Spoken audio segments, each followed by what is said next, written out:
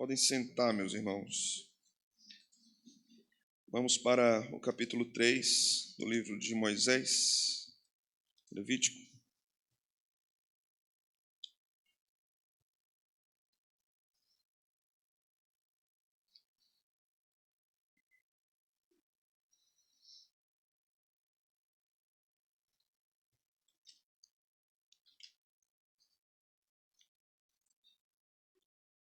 Meus irmãos, hoje nós vamos estudar sobre a oferta pacífica ou a oferta de comunhão deste terceiro capítulo de Levítico. Nós vamos ler todo o capítulo, são 17 versículos. Vamos ler com atenção. Se a oferta de alguém for sacrifício pacífico, se a fizer de gado, seja macho ou fêmea, oferecê-la-á sem defeito diante do Senhor. E porá a mão sobre a cabeça da sua oferta, e a imolará diante da porta da tenda da congregação. E os filhos de Arão, sacerdotes, aspergirão sangue sobre o altar ao redor. Do sacrifício pacífico fará oferta queimada ao Senhor, a gordura que cobre as entranhas e toda a gordura que está sobre as entranhas, como também os 2 rins, a gordura que está sobre eles, e junto aos lombos, o redenho sobre o fígado, com os rins, tirá-los-á. E os filhos de Arão queimarão tudo isso sobre o altar, em cima do holocausto, que estará sobre a lenha no fogo. É oferta queimada de aroma agradável ao Senhor. Se a oferta por sacrifício pacífico ao Senhor for de gado miúdo, seja macho ou fêmea, sem defeito a oferecerá.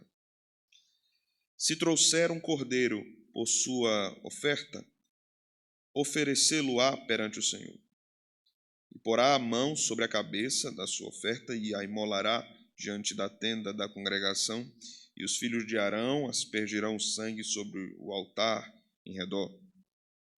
Então do sacrifício pacífico trará ao Senhor por oferta queimada a sua gordura, a cauda toda, a qual tirará rente ao espinhaço, e a gordura que cobre as entranhas, e toda a gordura que está sobre as entranhas, como também os 2 rins, a gordura que está sobre eles, e junto aos lombos, e o redenho sobre o fígado, como os rins, tirá-los-á. E o sacerdote queimará tudo isso sobre o altar, é manjar da oferta queimada ao Senhor. Mas, se a sua oferta for uma cabra, perante o Senhor a trará, e porá a mão sobre a sua cabeça, e a imolará diante da tenda da congregação. E os filhos de Arão aspergirão o sangue sobre o altar em redor. Depois trará dela a sua oferta, por oferta queimada ao Senhor, a gordura que cobre as entranhas e toda a gordura que está sobre as entranhas, como também os 2 rins, a gordura que está sobre eles, e junto aos lombos, e o redenho sobre o fígado, com os rins, tirá-los-á. E o sacerdote queimará tudo isso sobre o altar, manjar da oferta queimada de aroma agradável. Toda a gordura será do Senhor. Estatuto perpétuo será durante as vossas gerações, em todas as vossas moradas. Gordura nenhuma, nem sangue jamais comereis. Amém? Amém. Vamos orar, irmãos, pedindo graça a Deus, né? Ó Senhor, pedimos que nos ensine a Tua palavra. Obrigado por esta porção, que os nossos olhos sejam abertos, sejam desvendados, para aprendermos, para nos deslumbrarmos com a sabedoria divina, não apenas pelo que o Senhor desenhou na história como propósito redentor, mas como isso é um ensino prático para nós, como ele é poderosamente transformador das nossas vidas, de nossa igreja, da nossa vivência. da nossa compreensão do Evangelho, da graça de Deus, da nossa adoração, do nosso culto ao Senhor. Pedimos que o Senhor nos ensine, pedimos que o Senhor fale conosco, no nome de Cristo Jesus. Amém e amém. Meus irmãos, aqui nós temos valiosos ensinamentos de Moisés a respeito da oferta pacífica, ou oferta de comunhão, como eu disse. Neste capítulo, nós observamos a beleza da restauração do relacionamento entre o Criador e a criatura, ou entre o Redentor e aqueles redimidos que são seu povo. Mais do que um ritual, nós temos aqui um apontamento poderoso para a obra de Cristo e para o que a obra de Cristo causa na vida da igreja. Pode não parecer, mas esse capítulo possui muitos ensinamentos práticos para a igreja. Quando nós lemos Levítico, dificilmente a gente acha que tem alguma coisa prática para nós no livro de Levítico. Mas aqui precisamos fazer a leitura, não só de Levítico, como todos os livros de Moisés e do Antigo Testamento, os profetas, livros históricos, livros sapienciais, através de uma compreensão cristã, ou através de uma lente cristã, ou através de uma compreensão do Evangelho. Quando nós falamos, então, do capítulo 3 de Levítico, nós estamos falando sobre uma obra reconciliadora. A oferta pacífica era uma obra de adoração que buscava a reconciliação com Deus. Vá guardando bem essas informações. O ofertante trazia a oferta, diferentemente do holocausto. Vocês perceberam isso? Acho que vocês perceberam. Aqui poderia ser sacrificado macho e fêmea. No holocausto, apenas macho perfeito. Aqui, macho e fêmea poderiam ser dedicados ao Senhor. Alguns comentaristas que sugerem que a ideia da fêmea sendo possivelmente sacrificada aqui também demonstra um teor amoroso, fraterno, pelo fato da figura feminina do animal demonstrar menos rigidez do que a figura de um animal macho. Não sabemos ao certo se é isso, mas essa é uma dedução interessante. O que deve chamar a nossa atenção aqui, de fato, é que nós temos essa diferença em relação ao holocausto. Outra diferença é que a oferta pacífica não é uma oferta oferecida a Deus por busca por perdão, diferente também da oferta de manjares ou oferta de cereais. A oferta de cereais era uma oferta que era uma forma de adorar a Deus, demonstrando gratidão. Quando nós estudamos os sacrifícios pacíficos, nós estamos estudando sobre a comunhão. A comunhão do crente com o seu Deus e a comunhão do crente com a congregação. Por isso que esse capítulo é muito prático. Veja, do verso 1 ao verso 5, nós vamos considerar aqui algumas coisas importantes. Se a oferta de alguém for sacrifício pacífico, se a fizer de gado, seja macho ou fêmea, oferecê-la sem defeito diante do Senhor. Igualmente as outras ofertas, o animal que fosse oferecido não podia ser doente, não podia ter nenhum defeito de nascimento, deveria ser perfeito. Porque para o Senhor o que deveria ser dedicado deveria ser algo que era excelente, não algo desprezado por outros. Verso 2. E porá a mão sobre a cabeça da sua oferta e a imolará diante da porta da tenda da congregação. E os filhos de Arão, sacerdotes, aspergirão sangue sobre o altar. Mais uma vez, assim como estudamos sobre o holocausto, no capítulo 1, é o ofertante que põe a mão sobre a cabeça do animal. O sacerdote é quem vai aspergir o sangue, mas o ofertante é quem faz o processo, porque aqui está envolvendo adoração. Veja o verso 3. Do sacrifício pacífico fará a oferta queimada ao Senhor. A gordura que cobre as entranhas e toda a gordura que está sobre as entranhas. O texto vai dizer, a partir daqui e mais à frente, que os hebreus não podiam comer a gordura, nem comer o sangue. Isso pertencia ao Senhor. A gordura era símbolo da parte mais nobre do animal. Diferente de hoje, né? Que todo mundo está correndo da gordura. Mas o Senhor queria a gordura e o sangue. Os hebreus também eram proibidos de comer sangue, pelo fato de o sangue simbolizar a vida no sangue. Isso vai ser reverberado lá no Novo Testamento, dizendo que nós somos purificados pelo sangue de Cristo. E a igreja é vivificada pelo sangue de Cristo. Então, o desejo de Deus de que a gordura fosse resguardada para ele significava também que mesmo o animal sendo perfeito, da melhor parte do animal, isso pertencia a Deus. Não era para os sacerdotes, não era para o ofertante, era para Deus. Deus deveria ser o alvo da dedicação mais perfeita que o seu povo pudesse oferecer. Veja comigo, primeira epístola de Pedro, capítulo 1, versículo de número 18 e 19.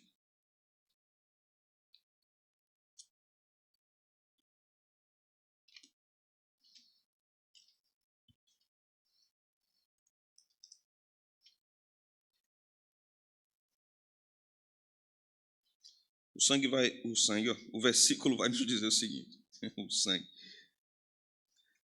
Capítulo 1, verso 18. Sabendo que não foi mediante coisas corruptíveis, como prata ou ouro, que fostes resgatados do vosso fútil procedimento, que vossos pais vos legaram, mas pelo precioso sangue, como de cordeiro sem defeito, sem mácula, o sangue de Cristo, conhecido com efeito antes da fundação do mundo, porém manifestado no fim dos tempos por amor de vós. Pedro está falando aqui do valor do sangue de Cristo. Assim como Yahvé disse nos livros de Moisés que o sangue era precioso para ele, no Novo Testamento nós vemos a importância do sangue de Cristo para a remissão de pecados. Então, o objetivo primário do sacrifício aqui, do sacrifício pacífico, segundo a fala de Matthew Henry, é promover uma aproximação entre o homem e Deus e reconhecer o homem a prosperidade que Deus tem lhe dado. A prosperidade aqui é símbolo de paz. De paz. Isso aqui é muito interessante. Porque esta oferta pacífica tem uma relação com o que o Novo Testamento vai falar a respeito de paz. Vocês se lembram que quando Jesus ressuscita, ele encontra os discípulos, né? E diz: paz seja convosco. Aquela não era uma mera expressão usual romana. Não era apenas um cumprimento. Havia uma relação do que Jesus estava dizendo com a lei cerimonial do Antigo Testamento. A paz estabelecida finalmente por Deus foi dada através de Cristo. A oferta pacífica apontava para essa comunhão possível agora do redimido, do crente redimido com o seu Deus, que não é apenas agora seu Criador, mas é também o seu Redentor. E mais do que isso, é seu amigo. A relação de Cristo com o seu povo é uma relação de senhorio, mas também de amizade. Jesus vai falar isso aos discípulos. Vocês são meus amigos.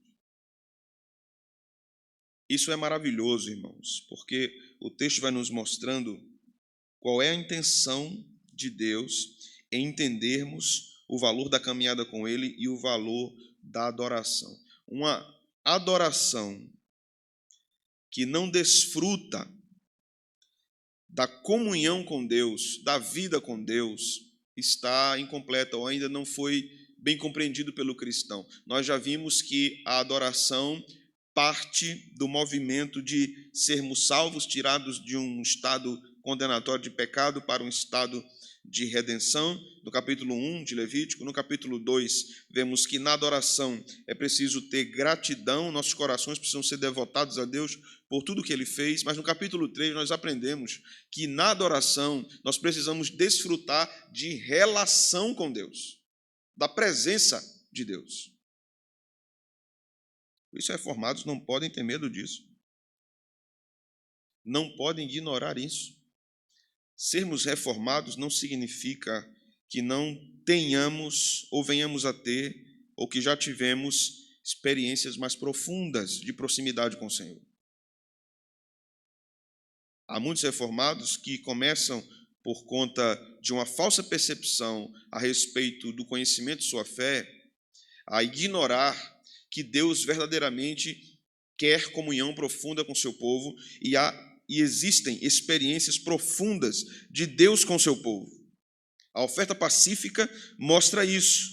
A oferta pacífica vai apontar para a forma que eu caminho com Deus e me relaciono com Ele, muito mais do que servindo a Ele como um Senhor. Isso é fato verdadeiro e maravilhoso, mas agora entendendo a minha proximidade com Deus, porque fui reconciliado, eu tenho uma relação íntima com o Senhor, eu tenho acesso ao trono da graça, eu vivo perto do Senhor, e a oferta pacífica vai promover isso. Veja o verso de número 5 em diante.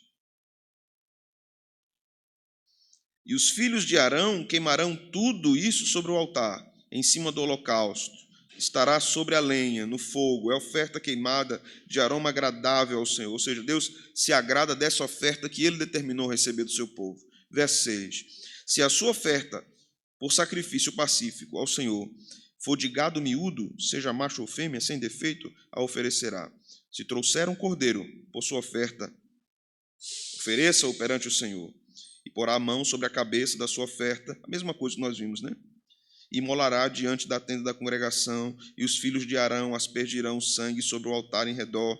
Então, do sacrifício pacífico, trará ao Senhor por oferta queimada a sua gordura, a cauda toda, a qual tirará rente ao espinhaço, e a gordura que cobre as entranhas, e toda a gordura que está sobre as entranhas. Vejam os detalhes, irmãos. Como também, verso 10, os 2 rins, a gordura que está sobre eles, e junto aos lombos, e o redenho sobre o fígado com os rins, tirá-los-á. E o sacerdote queimará tudo isso sobre o altar, é manjar da oferta queimada ao Senhor. Veja os detalhes de todos os lugares onde haviam gordura. Deus estava dizendo na lei, eu quero que tire tudo, exatamente desses lugares. Tudo tem que ser removido e tem que ser oferecido como oferta queimada.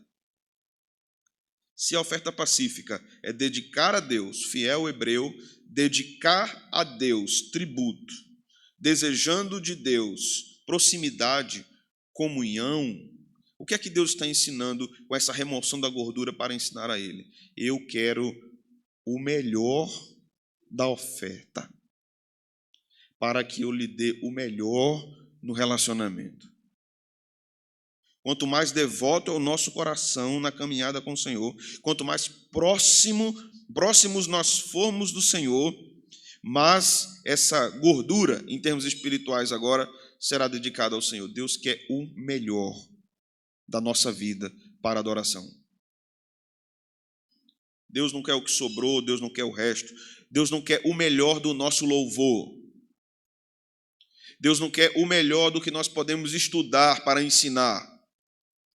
Deus não quer o melhor do nosso tempo, a prioridade do nosso tempo. Ele não quer apenas essas coisas, irmãos. Ele quer o melhor da nossa vida. Porque alguém pode ser muito disciplinado nas suas indas e vindas à casa de Deus. Alguém pode ser muito disciplinado no estudo, na transmissão da palavra de Deus.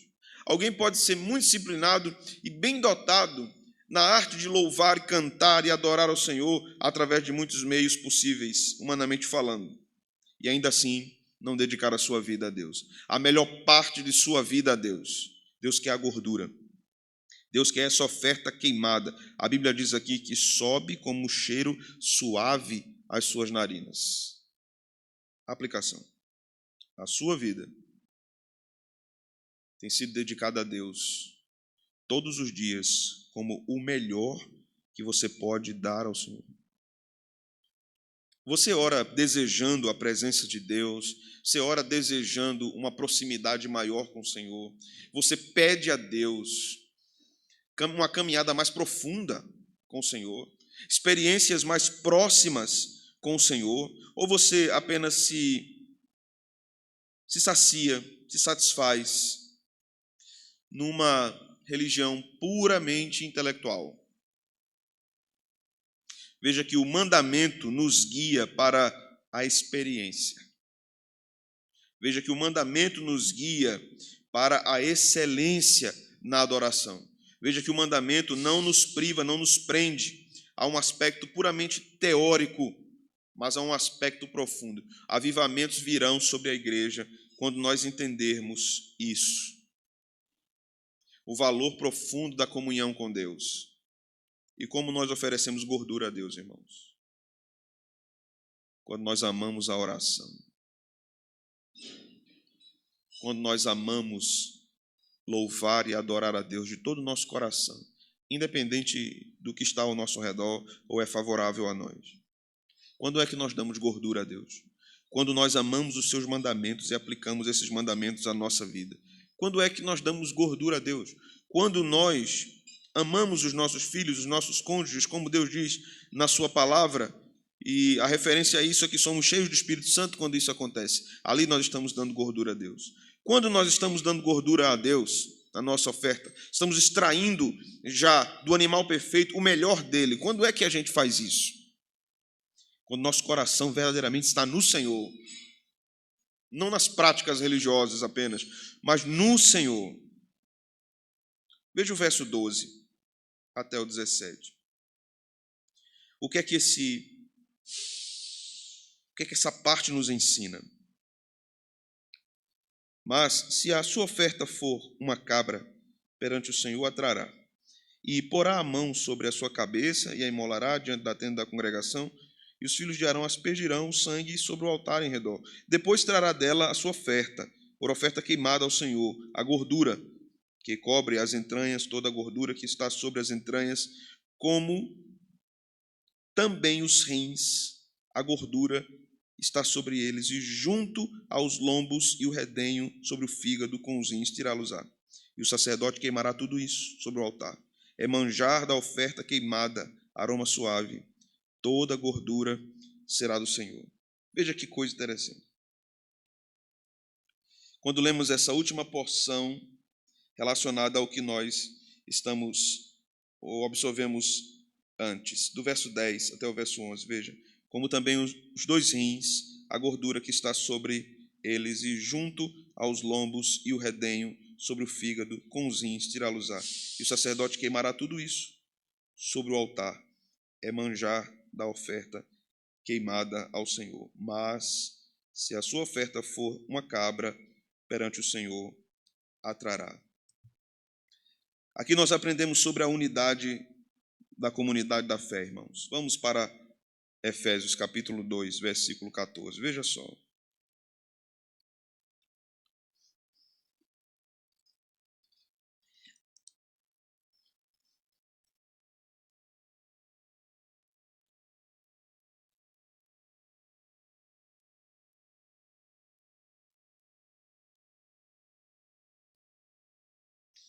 Lemos lá em Levítico que essa dedicação da oferta é um trabalho conjunto do ofertante com o sacerdote.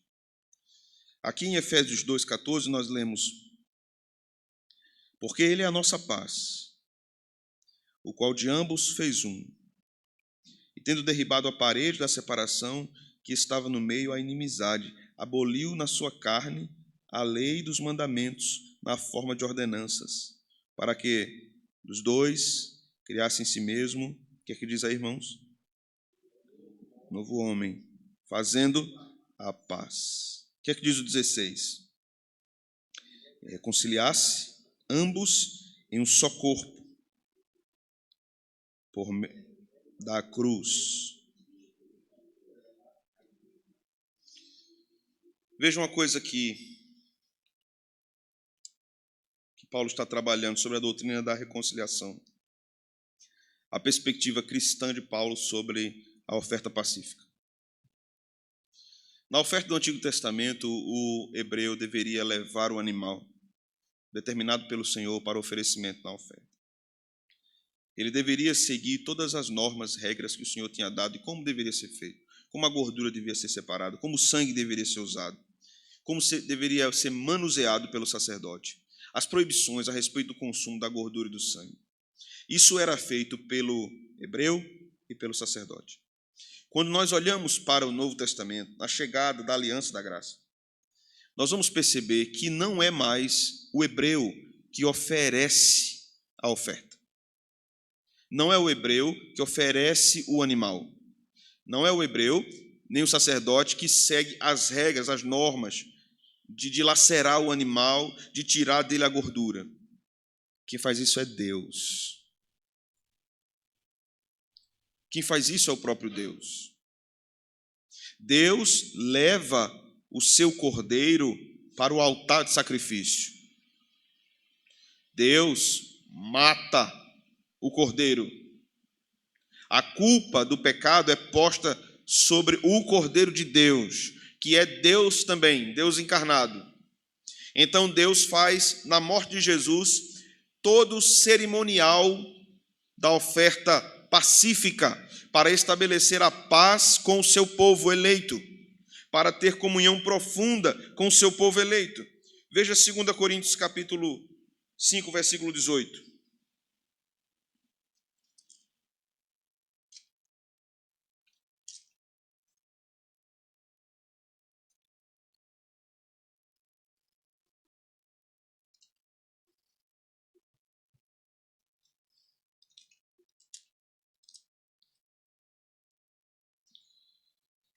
2 Coríntios capítulo 5, versículo 18 e 19. Veja o que Paulo vai dizer.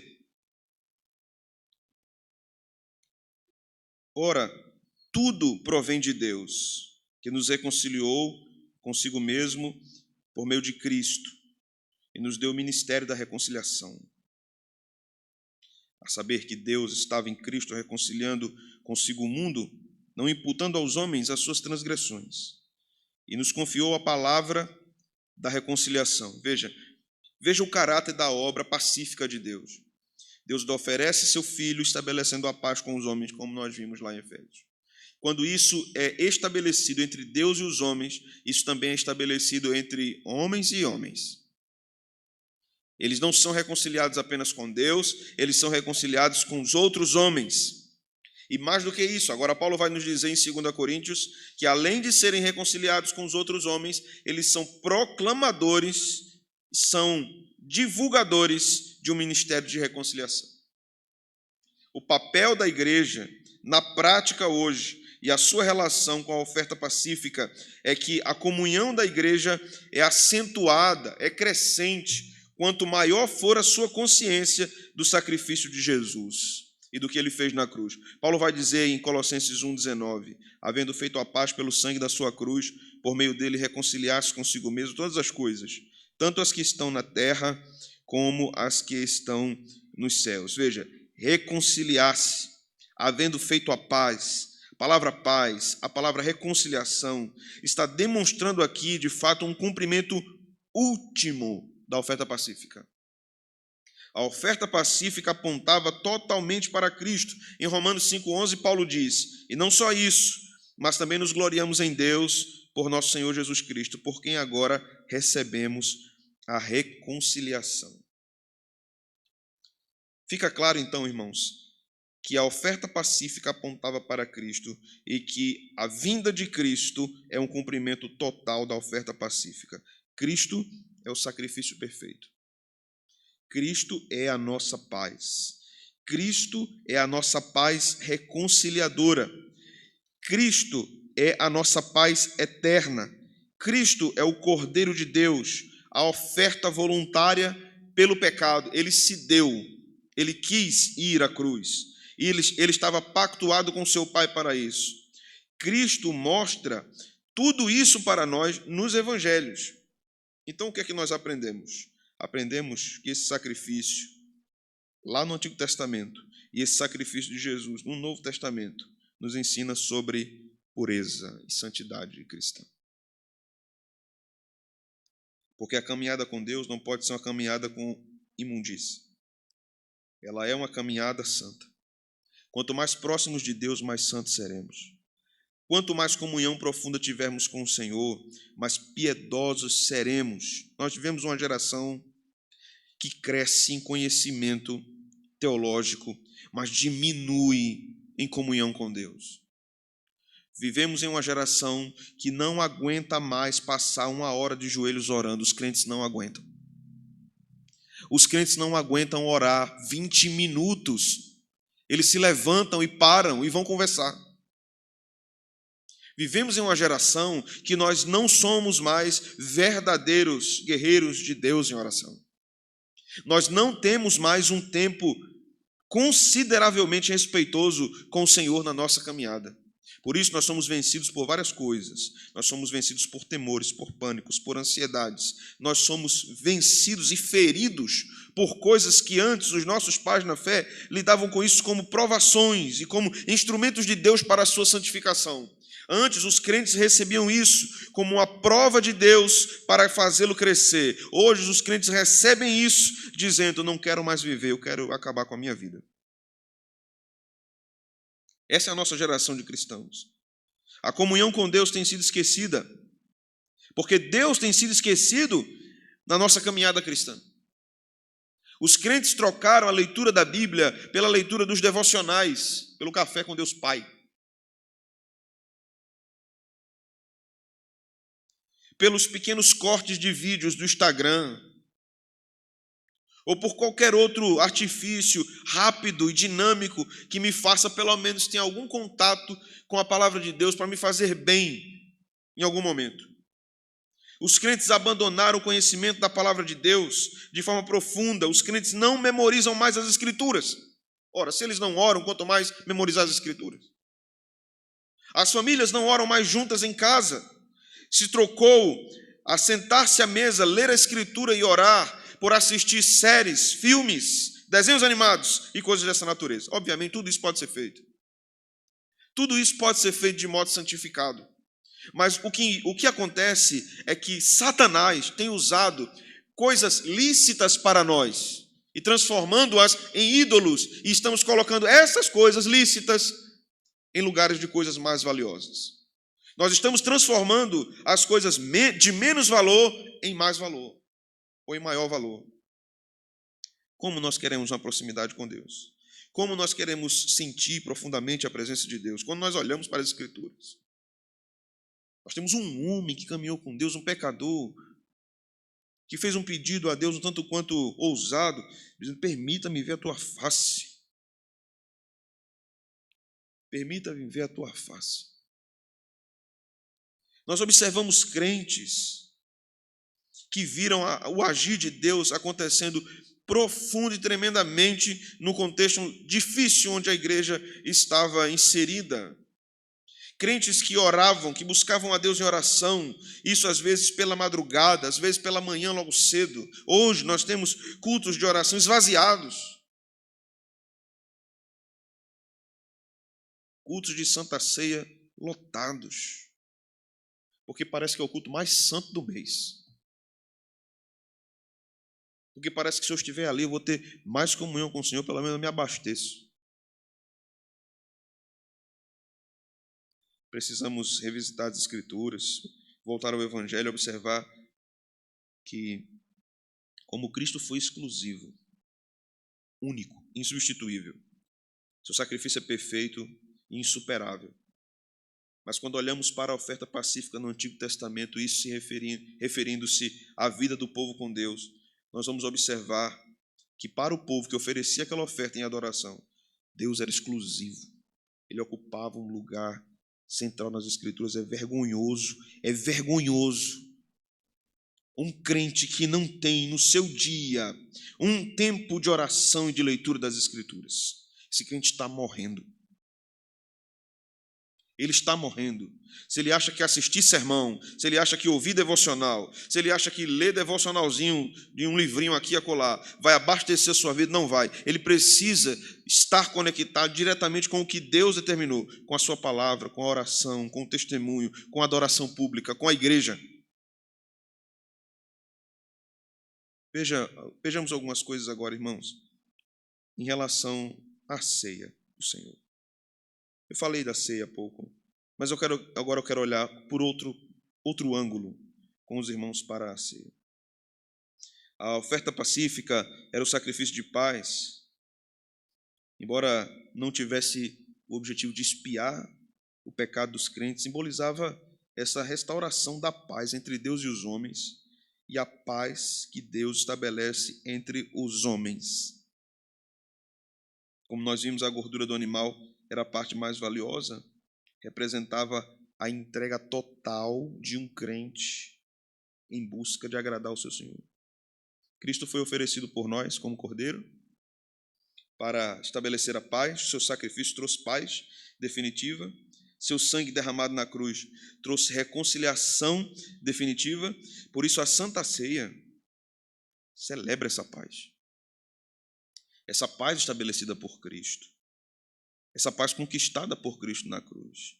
A Santa Ceia também nos traz um ensinamento interessante relacionado à oferta pacífica, que é sobre a comunhão com Deus. Quando nós estendemos as nossas mãos e nós pegamos o elemento do pão, pegamos o vinho, nós estamos afirmando que somos corpo de Cristo, porque o pão representa o corpo, somos membros desse corpo. Nós estamos afirmando que o sangue de Cristo nos lavou, que é Ele que nos deu vida. Nós estamos afirmando que nós temos comunhão com Deus. Mas nós estamos afirmando também que nós temos comunhão com a igreja.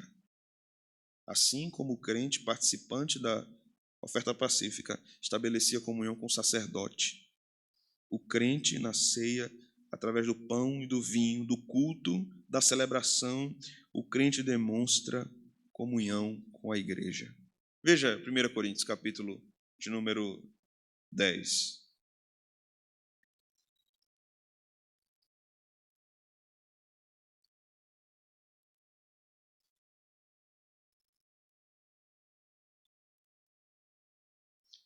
Veja o versículo de número 16 e 17.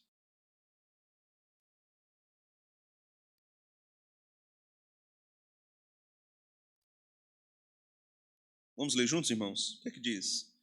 Porventura, cálice da bênção que abençoamos não é a comunhão do sangue de Cristo? O pão que partimos não é a comunhão do corpo de Cristo?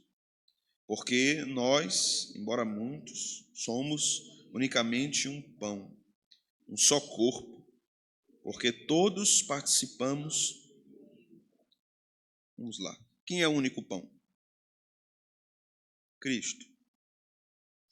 Paulo vai dizer mais acima no verso 17, porque nós, embora muitos, somos unicamente um pão. Então, se Cristo é o único pão, como nós somos um pão? O que significa que nós somos um pão?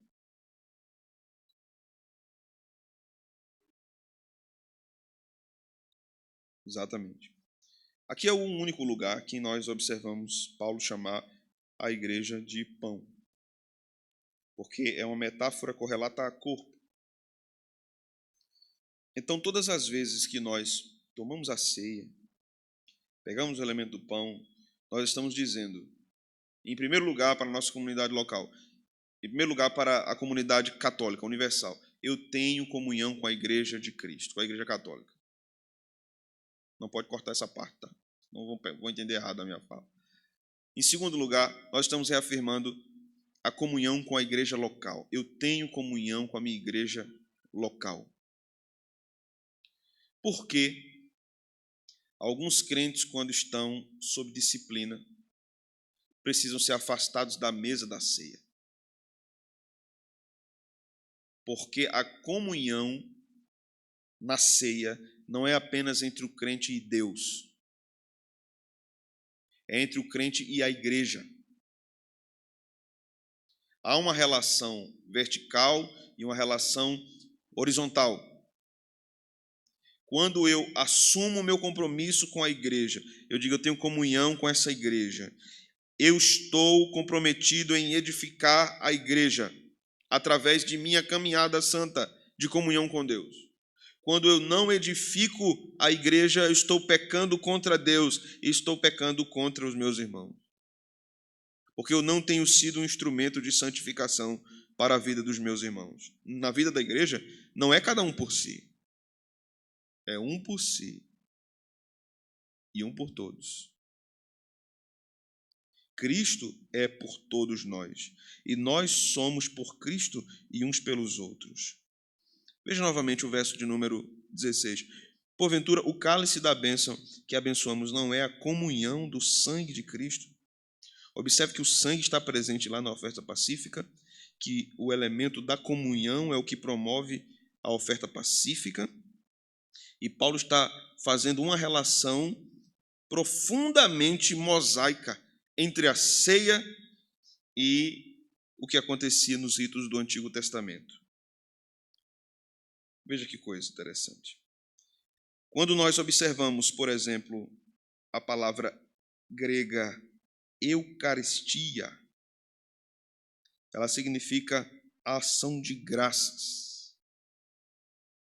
Nós costumeiramente chamamos Santa Ceia. Mas Eucaristia significa ação de graças. E esse era o objetivo da oferta pacífica. Ela também era uma oferta de gratidão pela comunhão de Deus com o seu povo. A oferta pacífica também era voluntária. Da mesma forma, a participação na ceia é voluntária. O crente deve lembrar do sacrifício de Cristo, deve renovar sua comunhão com Deus e com a comunidade cristã. Mas isso não é exigido. O crente não é obrigado. Isso deve ser voluntário, como a adoração também deve ser voluntária.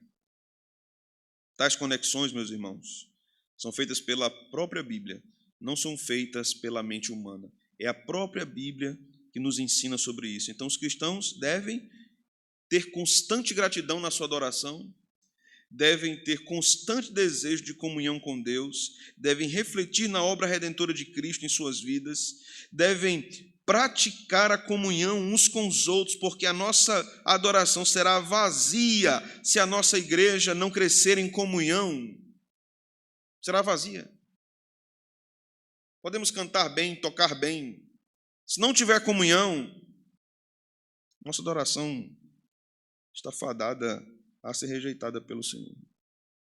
Porque adoramos pelo que Ele fez, e porque Ele fez, nós nos amamos uns aos outros. Então, o que é que o crente deve fazer na ceia? Alguns conselhos aqui. Como é que nós devemos encarar a ceia de modo prático? Como o nosso coração deve ser preparado para a ceia? Como nós devemos participar do sacramento? Não é apenas pegar, não é apenas comer, não é apenas beber. Primeiro, nós devemos reconhecer, irmãos, que nós temos paz com Deus por meio de Cristo e que a ceia está nos lembrando isso. Que a paz foi estabelecida entre mim e Deus, que eu não estou mais no estado de inimizade, que a ira de Deus condenatória não está mais sobre mim. A paz. A paz. Segunda coisa que eu devo entender na participação da Santa Ceia é que ela é um lembrete para mim da necessidade que eu tenho da comunhão da igreja. Eu preciso da comunhão da igreja. Assim como a oferta pacífica estabelecia a comunhão do ofertante com o sacerdote, e eles comiam juntos, a ceia nos chama a compartilharmos comunhão, comendo juntos, comendo pão e bebendo vinho. A ceia também deve me ensinar a participar sempre dela com ação de graças. Aquela ocasião é uma ocasião de gratidão. Devemos participar com oração, com corações agradecidos, com corações adoradores. pelo sacrifício de Cristo, que nos trouxe a paz. Devemos participar da ceia também de modo consagrado. Se na oferta pacífica a gordura era a melhor parte,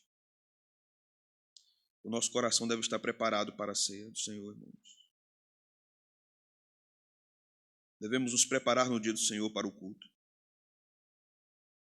Devemos chegar cedo na casa de Deus.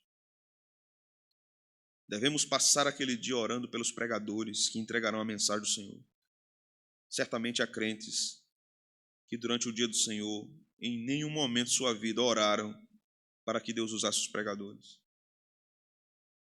Certamente há crentes que preferem fazer várias outras coisas no dia do Senhor em vez de se prepararem para o culto. Eu não estou falando aqui de uma postura legalista, de dizer o que você pode e o que você não pode fazer no dia do Senhor. Eu não vou por esse caminho. Mas o meu caminho é conscientizar a igreja que o dia do Senhor é um dia de deleite da alma. É um dia que eu preciso preparar o meu coração para receber tudo aquilo que o Senhor me dá através dos meios estabelecidos por Ele, meios ordinários. Mas a nossa geração vive numa expectativa de encontrar um grande espetáculo no culto, uma apoteose, uma fala extraordinária do pregador, uma frase impactante que o chacoalhe, que mude sua vida completamente. Isso pode acontecer. Deus pode usar pregadores tremendamente com mensagens muito impactantes. Mas Deus quer que nos deleitemos no comum. No comum. Na vida normal da igreja. Deus quer que o meu coração e o seu coração estejam consagrados a Ele. Como é terrível quando um crente acorda todos os dias do Senhor pela manhã, afobado e atrasado para o culto na casa de Deus. Já vem estressado, pega um trânsito, pega alguma coisa no meio da cidade. Chega o negócio já está acontecendo. Tenha zelo pelas coisas do Senhor. Prepare o seu coração para adorar a Deus. Ensine sua casa a adorar a Deus, a temer ao Senhor, a deleitar-se no Senhor. Como é bom podermos ter o dia de adoração. Como é bom podermos ter uma caminhada com Deus. Na minha época de adolescente, hoje eu falei daquele livro, né, que é sucesso aí nas livrarias, Café com Deus Pai. Aí o Filho e o Espírito Santo ficam longe da mesa do café. Mas na minha época era Bom Dia Espírito Santo. Eu me lembro que eu ia para os acampamentos e o povo acordava de manhã dando bom dia ao Espírito Santo. Bom dia, Espírito Santo. Eu ficava olhando assim, eu nunca tinha lido o livro, né? Por que esse povo fica dando bom dia ao Espírito Santo? E depois botaram, antigamente nos acampamentos você tinha o a sós com Deus, né? Todo mundo levantava cedo, antes do café da manhã, ia ler sua Bíblia e orar sozinho. Aí mudaram o nome para Bom Dia Espírito Santo. Esse é um livro herético, que fala muitas bobagens. Inclusive, por exemplo, o autor diz que Maria deu luz a Jesus pelo lado, na costela, que Adão não tinha limite de respiração dentro do mar, ele voava, coisas dessa natureza, essas bobagens, que a Bíblia não menciona. E os crentes eram levados por esse livro e por vários outros livros, simplesmente porque não conhecem as Escrituras Sagradas. Simplesmente porque podem não estar numa igreja bíblica e que ensina e que mostra as Escrituras Sagradas. Simplesmente porque eles esperam não a exposição das Escrituras, mas esperam um verdadeiro astro, ator, que represente uma figura no púlpito e faça ou o povo rir no stand-up comedy, ou fazer promessas que nunca serão cumpridas, ou esperam um profeta que digam as coisas que se passam na sua vida, na sua mente, e ainda afirma, mas ele diz o que está acontecendo na minha vida. O diabo sabe o que está passando na sua vida. Satanás sabe o que aconteceu ontem na sua casa. Você se admira com isso? Não. Desejo ouvir a voz do Senhor na sua palavra. A boca do Senhor está no nosso meio e ela se abre quando a Escritura é aberta, irmãos. O capítulo 3 de Levítico nos ensina em sua ênfase na oferta pacífica. Nos ensina aspectos profundos da adoração e comunhão com Deus e da adoração com o povo de Deus. A verdadeira adoração é regada por desejo pela presença de Deus nos moldes de Deus, não nos nossos. Para o cristão, esse sacrifício aponta diretamente para Cristo na cruz. Cristo trouxe essa reconciliação, essa paz duradoura. Cristo é esse sacrifício perfeito que nos convida a desfrutar de uma vida de comunhão plena com o Pai. Abra sua Bíblia comigo lá em Lucas. Final do Evangelho de Lucas.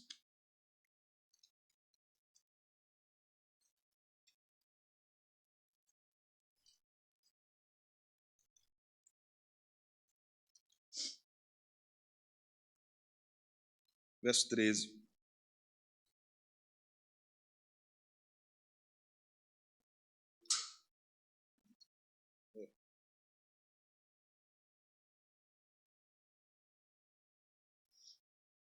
Lucas 24, 13. Veja só. Naquele mesmo dia, 2 deles estavam de caminho para uma aldeia chamada Emaús, distante de Jerusalém, 60 estádios. E iam conversando a respeito de todas as coisas sucedidas. Aconteceu que, enquanto conversavam e discutiam, o próprio Jesus se aproximou e ia com eles. Seus olhos, porém, estavam como que impedidos de o reconhecer. Então lhes perguntou Jesus: que é isso que vos preocupa e que ides tratando à medida que caminhais? E eles pararam entristecidos. Um, porém, chamado Cleopas, respondeu, dizendo: és o único, porventura, que, tendo estado em Jerusalém, ignoras as ocorrências desses últimos dias? Ele lhes perguntou quais, e explicaram o que aconteceu a Jesus Nazareno, que era varão profeta, poderoso em obras, palavras, diante de Deus e de todo o povo. Observe a ênfase que esses homens deram a quem era Jesus, né? Verso 20. E como os principais sacerdotes e as nossas autoridades o entregaram para ser condenado à morte e o crucificaram, ora, nós esperávamos que fosse ele quem havia de redimir a Israel. Mas depois de tudo isso, é já este o terceiro dia desde que tais coisas sucederam.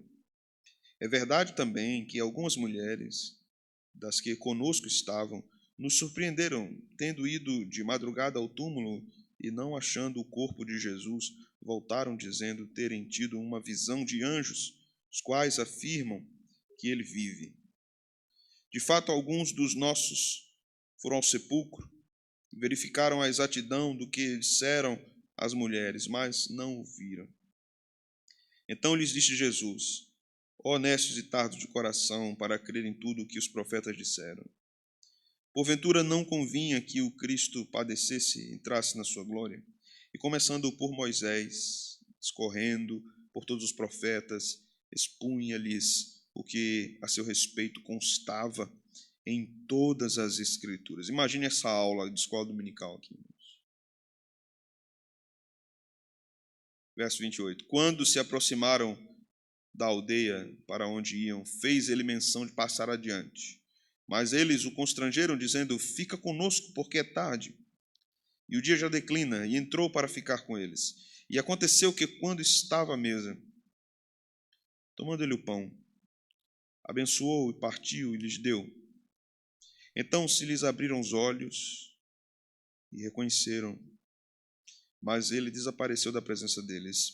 E disseram um ao outro: porventura não nos ardia o coração quando ele pelo caminho nos falava, quando nos expunha as Escrituras? Na mesma hora levantando-se, voltaram para Jerusalém, onde achavam reunidos os 11 e os outros com eles, os quais diziam: o Senhor ressuscitou e já apareceu a Simão. Então os dois contaram o que lhes acontecera no caminho e como fora por eles conhecido no partir do pão. A mesa, o pão, o alimento é um símbolo de comunhão. Estes homens não reconheceram o Senhor na trajetória, mas o relato é que à medida que Jesus ia ensinando, falando, expondo as profecias e o cumprimento delas, o coração deles se aquecia. Sabe por quê, irmãos? Porque eles estavam com o Senhor. Nosso coração deve estar aquecido porque andamos com o Senhor. Mas sejamos diferentes desses homens. Não resistamos o ensino a respeito do Senhor. Que os nossos olhos sejam abertos antes e que desfrutemos da mesa de uma forma mais profunda do que eles desfrutaram. Jesus partiu o pão e sumiu. Conosco, a Bíblia diz que Ele faz morada, que Ele está conosco, de que o pão partido é para nós, de que Ele é para nós, de que Ele se deu para nós, de que a paz está estabelecida. O mundo pode estar em guerra contra nós, pode estar em guerra contra a igreja, Satanás está em guerra contra a igreja, mas nós temos paz com Deus e isso é o que mais vale. A nossa comunhão com Deus é o bem mais precioso que nós temos. A nossa caminhada com o Senhor é o maior tesouro que nós possuímos nesta terra. A igreja é um bem consequente dessa vida com Jesus. A igreja é um bem precioso por causa dessa vida que nós temos com Jesus. Os sacerdotes eram perfeitos? Não. Os ofertantes também não eram. O sacrifício era, pelo menos alguma coisa. Então, o sacrifício do animal perfeito é que também promovia a comunhão do ofertante com o sacerdote. Eu não sou perfeito. Você também não é. Nós não somos perfeitos. Mas que nos une é o Cordeiro perfeito de Deus, que tira o pecado do mundo. É nesse sacrifício que nós somos unidos e que nós caminhamos. É nesse sacrifício que nós somos igreja. Amém, meus irmãos? Vocês têm alguma pergunta?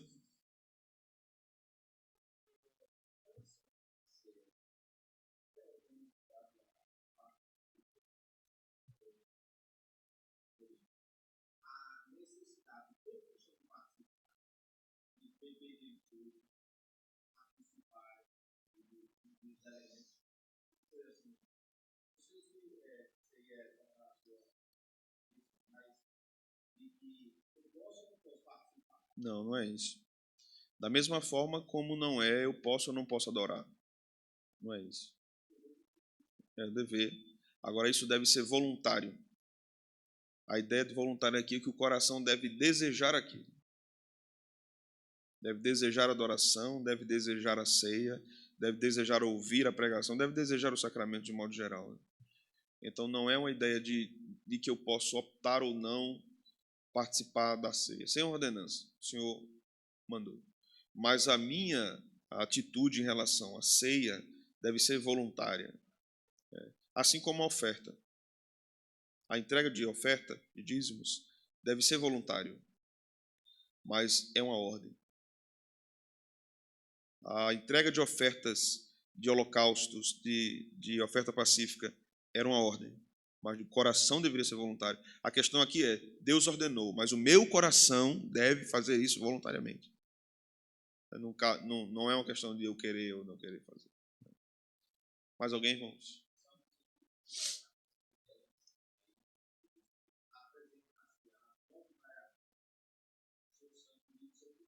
Uhum. É, é. Pode falar, Sérgio.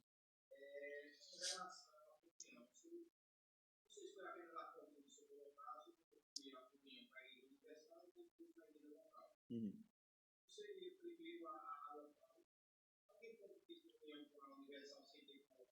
Não. Mas o que ocorre? quando Cristo me salva, eu sou inserido imediatamente na Igreja Católica. Não necessariamente eu sou inserido na igreja local, quando eu sou salvo. Porque a igreja local é uma instituição mais delimitada. Então, por exemplo, você está fazendo um trabalho de evangelização em algum lugar, no Alto Sertão, e você está pregando o evangelho para pessoas, elas professam Cristo como Salvador. Elas ainda não estão na igreja local, mas elas já estão na igreja universal. A igreja local vai acontecer depois. Mesmo aquelas que professam Cristo numa igreja local, ela foi inserida no corpo de Cristo. Primeiro, o corpo de Cristo não pode ser limitado à igreja local. O corpo de Cristo é a igreja católica. Que a igreja local é uma manifestação, uma parte, né, dessa questão maior. Mas todo crente está na igreja católica e deve estar na igreja local. Pode acontecer de um crente estar na igreja católica e não estar na igreja local? Pode. Por exemplo, se você sair daqui como missionário para um país muçulmano e lá não tem uma igreja evangélica, você está na igreja católica, mas não existe uma igreja local. Vai existir. Então, essas exceções mostram que é possível e permissível, nessas exceções, um crente não estar na igreja local. Mas é pecado um crente não estar na igreja local por opção.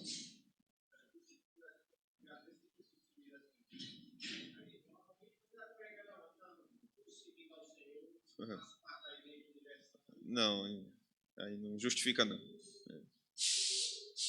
É um pecador falando. Hã? Mais alguém, irmãos? Tudo certo. Vamos orar então, vamos ficar de pé.